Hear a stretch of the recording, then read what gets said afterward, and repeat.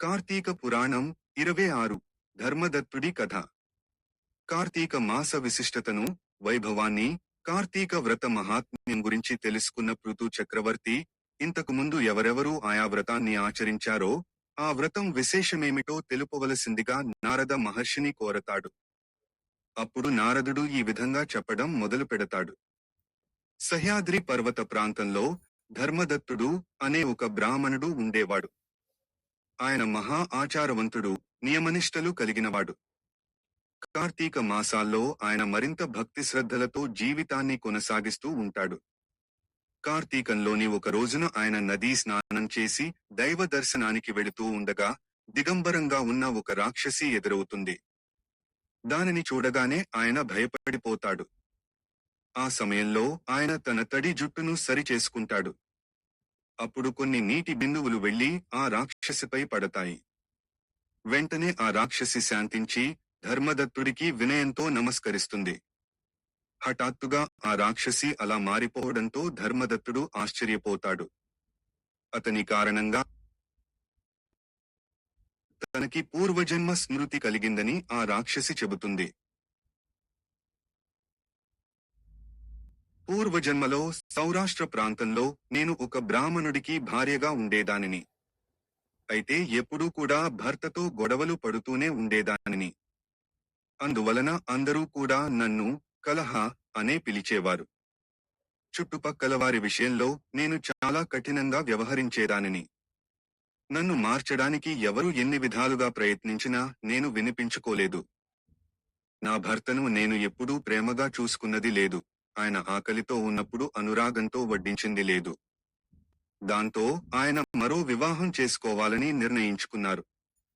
ఈ విషయం తెలియగానే నేను విషం తీసుకుని మరణించాను.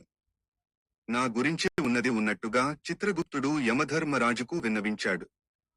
దాంతో నాకు అనేక కఠిన శిక్షలను విధించారు.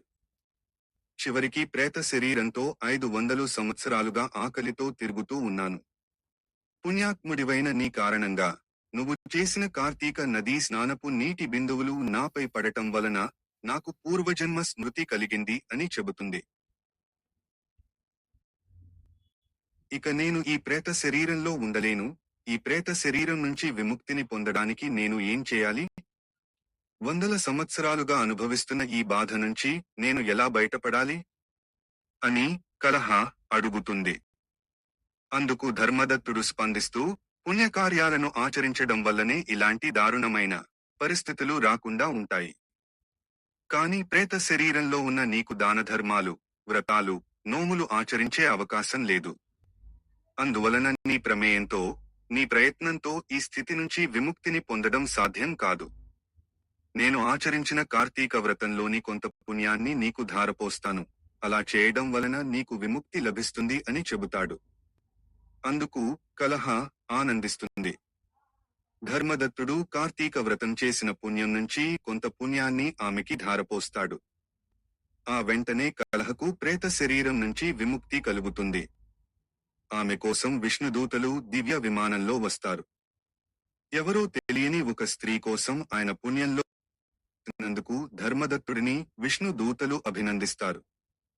ధర్మదత్తుడు చేసిన ఈ పుణ్యకార్యం వలన ఆయనకి తన 2 భార్యలతో పాటు విష్ణు సాన్నిధ్యం లభిస్తుందని అంటారు. ఆయన చేసిన ఈ పుణ్యకార్యం వలన ఆ తరువాత కాలంలో ఆయన దశరథ మహారాజుగా జన్మిస్తాడని చెబుతారు. ఆయన భార్యలు 2 కూడా మళ్లీ ఆయనతోనే జీవితాన్ని పంచుకుంటారని అంటారు. ఇక ఆయనచే ముక్తిని పొందిన కలహ కూడా అప్పుడు ఆయనకి 3వ భార్య అవుతుందని చెబుతారు. సాక్షాత్తు విష్ణుమూర్తి ఆయనకి కొడుకుగా పుడతాడని అంటారు. ఓ పృథు మహారాజా! చూశావా?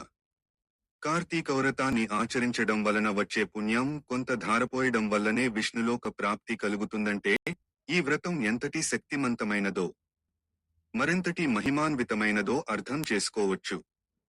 అలాంటి కార్తీక వ్రతాన్ని ఆచరించే అవకాశాన్ని ఎవరూ కూడా వదులుకోకూడదు అని పృథు చక్రవర్తితో నారద మహర్షి చెప్పుకొస్తాడు.